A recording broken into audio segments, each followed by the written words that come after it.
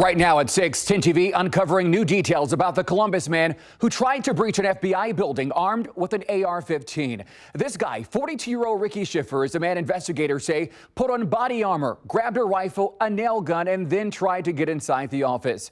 Thanks for joining us tonight at 6. I'm Andrew Kinsey. After hours of digging through dozens of documents, 10 TV can confirm Columbus police staged outside of an apartment linked to this man. We've also learned he's held multiple addresses in Columbus and in Florida. But tonight, it's his violent social media posts investigators are now looking at. 10 TV's Kevin Landers is live inside the Digital Broadcast Center with who those posts target.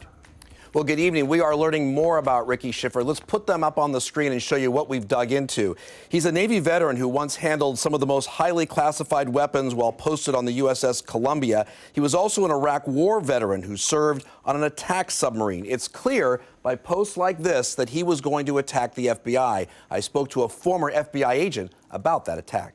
When news broke of an armed man trying to breach the FBI office in Cincinnati, it hit home for retired Columbus FBI agent Harry Trombitas. To have somebody that angry, that they'd want to, hurt some of them was, very unfortunate. Trombitas spent 28 years in the FBI and says the breach was something the FBI was preparing for. There was an increased concern that law enforcement, in particular FBI agents, may be targeted because of this surge. That surge is the FBI raid on former President Trump's home, Mar-a-Lago. It's unclear if 42-year-old Ricky Schiffer was inspired to breach the FBI office because of it. I spoke with Chief National Affairs and Justice Correspondent Jeff Pegues of CBS News. Since that search, there has been this uptick in threats, and the kind of things that he was saying, the kinds of things that he was repeating, suggests that there may be some sort of link. But the reality is I'm not sure they'll ever be able to connect that definitively. Trombitas says these kinds of incidents are another reminder for anyone who sees people promoting violence on social media to speak up and tell police. We would certainly want anybody who is aware of this kind of chatter to let us know so that we can take steps maybe to prevent it.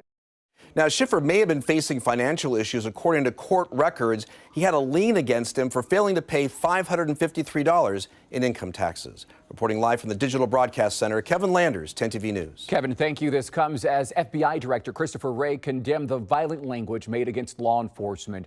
The statement came earlier this week after agents searched former President Donald Trump's Mar-a-Lago home.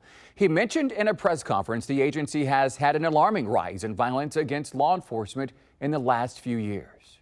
Last year, there were 73 law enforcement officers around this country who were killed in the line of duty, as in murdered in the line of duty. That's the highest number since 9/11.